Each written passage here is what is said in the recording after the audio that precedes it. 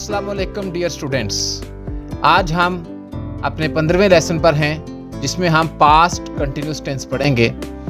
तो हम जानते हैं कि 12 टेंसेस हैं जिनमें से पास्ट कंटिन्यूस का नंबर आएगा 6, ठीक है, जिसमें हमारे पास जो प्राइमरी टेंस है वो है पास्ट और सेकेंडरी टेंस है कंटिन्यूस।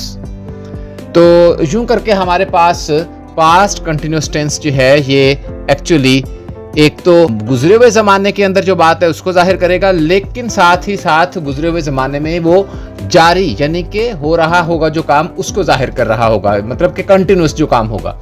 तो यूँ आपके पास इसका नाम बन जाता है जी पास्ट कंटिन्यूस, और उर्दू में आप इसे कह सकते हैं फेल माजी जारी, यानी कि ये पास्ट की बात है लेकिन वहाँ पास्ट के अंदर ही ये बात जारी रही। इसकी पहचान क्या बनेगी? इसकी पहचान ये होगी जारी का कंट्रीब्यूशन इसमें आएगा, रहा रही वगैरह, और पास्ट का कंट्रीब्यूशन में था थी थे वगैरह आएगा। जिस तरह के वो स्कूल जा रहा था, ये फेल माजी जारी का सेंटेंस है। उर्दू में फिर इसकी पहचान हमारे पास बन गई कि फिक्रे के आखिर में रहा था, रही थी, रहे थे वगैरह आएगा। तो ये होगी जी हमारे पास उर्दू में इसको पहचानने का तरीका हमें मिल गया। अब हम जानते हैं कि इसको इंग्लिश में बनाएंगे कैसे। वेरी इंपॉर्टेंट, इसके चारों किस्म के जो सेंटेंसेस हैं उनमें हेल्पिंग वर्ब इस्तेमाल होगा, ठीक है जी। बेशक पॉजिटिव सेंटेंसेस हों, बेशक नेगेटिव हों, बेशक इंट्रोगेटिव हों, या फिर इंट्रोगेटिव के अंदर नेगेटिव आ जाए। अब वो जो हेल्पिंग वर्ब इस्तेमाल होगा, क्या वो एक होगा या दो होंगे? जी हाँ, वो दो होंगे। हमारे पास आई, ही, शी, इट और सिंगुलर के लिए वाज इस्तेमाल होगा।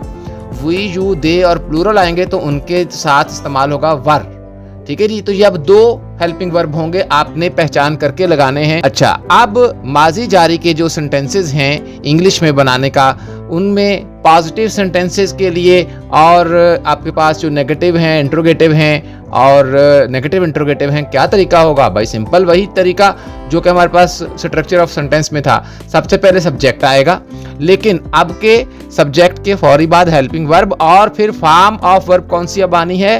फोर्थ ING वाली फॉर्म, ठीक है। और इसी तरह से आपके पास आई, ही, शी, इट सिंगुलर के लिए जारी बात है वाज के बाद फोर्थ फॉर्म आ जाएगी। तो ये यही स्ट्रक्चर आगे चलेगी, ठीक है। तो हेल्पिंग वर्ब अब आपने देखा पॉजिटिव सेंटेंस में ही अपीयर हो चुके हैं। अच्छा, अब जाहिर बात है अगर नेगेटिव अब बनाना पड़ेगा तो इसी वाज और वर के बाद नॉट लग जाएगा, जैसा कि आप ये देख रहे हैं। और इसी तरह से अगर आपको इंट्रोगेटिव बनाना पड़ा तो यही वाज और वर जो हेल्पिंग वर्ब हैं वो सेंटेंस के यानी सब्जेक्ट के शुरू में आ जाएंगे। और इसी तरह से अगर इंट्रोगेटिव के अंदर नेगेटिव आ गया तो वाज वर तो शुरू में आ जाएंगे सब्जेक्ट के, और सब्जेक्ट के फौरी बाद नॉट होगा और बाकी सेंटेंस वैसा ही होगा, यानी फोर्थ फॉर्म ऑफ वर्ब रहेगी और एंड पर ऑब्जेक्ट रहेगा। तो आइए अब इसकी हम एग्जांपल्स देखते हैं। एग्जांपल्स देखते हैं जी पॉजिटिव सेंटेंस की। सबसे पहले जिसके अंदर सब्जेक्ट के बाद हमने हेल्पिंग वर्ब लगाना है, या तो वाज या वर, वो अकॉर्डिंगली लगेगा, और उसके बाद फोर्थ फॉर्म लगेगी और उसके बाद ऑब्जेक्ट आना है। मैं स्कूल जा रहा था, ये पास्ट कंटिन्यूस का एक हमारे पास सेंटेंस है और ये पॉजिटिव सेंटेंस है। मैं, इसके लिए हम आई लफ्ज इस्तेमाल करते हैं, तो सब्जेक्ट आई के साथ आपको मैंने बताया था वाज आएगा। सो आई, वाज, और फोर्थ फॉर्म क्या है? गोइंग, जा रहा, टू स्कूल। हम खेल रहे थे, वी वर प्लेइंग। तुम पढ़ रहे थे, यू वर रीडिंग। वो सो रहा था, ही वाज स्लीपिंग। वो कपड़े धो रही थी, शी वाज वॉशिंग क्लोथ्स। वो पौधों को पानी दे रहे थे, दे वर वाटरिंग प्लांट्स। कल बारिश हो रही थी, इट वाज रेनिंग यस्टरडे। आसमान पर सितारा चमक रहा था, star was shining in the sky. बच्चे टीवी देख रहे थे, चिल्ड्रन वर वाचिंग टीवी। अब आपने नोटिस किया कि आई, ही, शी, इट और सिंगुलर के साथ वाज आया, बाकियों के साथ वर आ गया, और फॉर्म कौन सी लगी? वो वर्ब की फोर्थ फॉर्म ही लगी। इसी तरह से नेगेटिव सेंटेंसेस में सिमिलरली आपके पास वाज फॉर के फौरी बाद नॉट आ जाना है और फिर आएगी फोर्थ फॉर्म। जैसा कि मैं गाड़ी नहीं चला रहा था, I was not driving a car. हम मरी नहीं जा रहे थे, we were not going to Murree. तो आपने देखा कि हेल्पिंग वर्ब के फौरी बाद नॉट लग रहा है। तुम सबक याद नहीं कर रहे थे, you were not learning your lesson. वो सबक नहीं सुना रहा था, he was not saying his lesson. वो चाय नहीं पी रही थी, she was not taking tea. वो हवाई जहाज पर सफर नहीं कर रहे थे, they were not travelling by air.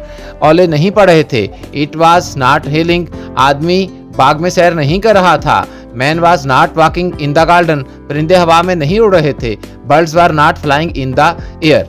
अब आ जाते हैं हम इंट्रोगेटिव के ऊपर। इंट्रोगेटिव में आपको मालूम है कि हेल्पिंग वर्ब ने शुरू में आ जाना होता है और बाकी फॉर्म ऑफ वर्ब वगैरह और सब्जेक्ट ऑब्जेक्ट अपनी जगह पर रहेंगे। जैसा कि क्या मैं गाना गा रहा था, was I singing a song. हम तेज क्यों चल रहे थे, why were we walking fast, क्योंकि आपको पता है डब्ल्यू पार्टी हेल्पिंग वर्ब से पहले लगती है। तुम कहाँ जा रहे थे, वेयर वर यू गोइंग। क्या वो वालिदैन का हुक्म मान रहा था, was he obeying his parents. वो किसके कपड़े सी रही थी, whose dress was she stitching. वो शाम में क्या कर रहे थे, what were they doing in the evening. क्या बारिश हो रही थी, वाज इट रेनिंग। सूरज किधर से निकल रहा था, where from was sun rising. क्या मछलियां पानी में तैर रही थीं, were fish swimming in the water. तो ये आपने देखा कि हमारे पास इंट्रोगेटिव सेंटेंसेस में सब्जेक्ट से पहले हेल्पिंग वर्ब आया। हाँ, अलबत्ता जो डब्ल्यू पार्टी है वो हेल्पिंग वर्ब से भी पहले आएगी। अब चलते हैं जी, हमारे पास अगर इंट्रोगेटिव के अंदर नेगेटिव आ जाए तो फिर जाहिर बात हेल्पिंग वर्ब शुरू में आ जाएगा, नॉट अपनी जगह पर यानी सब्जेक्ट के बाद रहेगा और फोर्थ फॉर्म ही लगेगी। मैं दावत कबूल क्यों नहीं कर रहा था, why was I not accepting the invitation.